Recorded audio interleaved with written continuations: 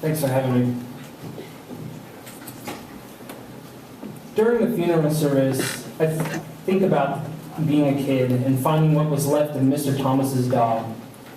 It was the first time I'd seen anything the size of me dead, and something like excitement stilled my breath, clung to the back of my neck. Not the pink bulb of an abandoned young mouse, or matted flat feathers of a dead finch. The dog had been intimate and familiar. Its head and neck had been crushed in a way that reminded me of the limp sack of a jack-o'-lantern weeks after Halloween. But the brown, clean fur of the dog's body had looked alive, like it would wake at any moment and run the birds off my grandparents' lawn, or lap its tongue at some barbecue sauce stuck to my cheek. I told my grandmother about the dog, and she turned with a wicked speed and slapped me in the face. "Paige," she said, "that's a damn lie. I saw that dog." And I thought I'd got her back when she watched Mr. Thomas carrying the brown bagged dog back home. "See," I said, "I told you." But she didn't look at me, just held one hand near her mouth, the cigarette in her fingers gone to ash. I look at her casket, now at the far end of the room, with a shell of her remains, and then down at my watch. When the service comes to an end, family and friends from Ottawa move to the back of the community center's large room and sit around folding tables covered in disposable black paper cloths. The only things that seem to change in this place are the tablecloths and what happens between the tan manufactured walls. Pinpoints of my life seem to revolve around the changing decorations: birthday parties, after-school youth groups, prom. My last summer before college, I popped open the tight button of Barbara Glover's famous white shorts while we drank 2 of my dad's beers in the hidden shade just outside that back door. The blank walls behind the tables hold fuzzy, blown up photographs of my grandmother when she was 15 on a bicycle, 35 in a black cap and gown holding her teaching degree, and 45 staring out the window at the back of a small paint studio she had in a loft of her house. Next to the center's kitchen, a picture of the 2 of us standing next to each other, stiff as bricks, hangs from a few thumbtacks. She smiles in every other picture.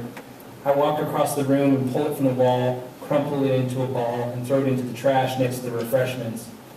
From behind the table, with a tray of maple cookies and cups of coffee, 2 unfamiliar faces shake their heads at me.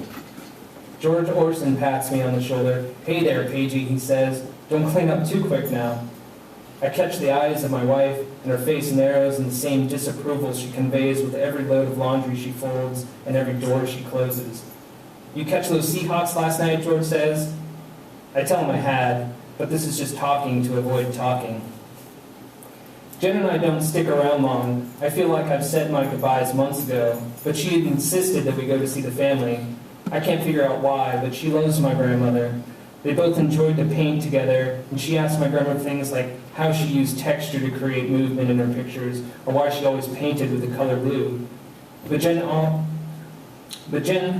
had always been most captivated with my grandmother's paintings of a madrona tree. Tiny things hung beside a window overlooking the Thomas's old grass pastures, now overgrown with thistle and weed. Even framed, the painting can't be larger than a small notebook of paper, but they're surprisingly detailed with bits of bark peeled back to expose the pale green of its wood. Even each leaf smooth and touched with something that make them seem waxy with a slight shine. Even if I put my nose to them, I can't see what Jen sees, or my grandmother. We say our goodbyes and leave. Jen drives and I gaze out the window and soak up how much has changed. An old coastal town that used to have 4 streetlights now has roundabouts and lines of box shops, usually found in the mall 2 hours south. Jen's is an apartment complex. The field next to the Sanders has been turned into a parking lot for a shopping center. I torn my knee open on some barbed wire there. The church where I was baptized is still standing, worn with flaky white paint, but the tavern 2 blocks down is now a pizza place, and it's about damn time.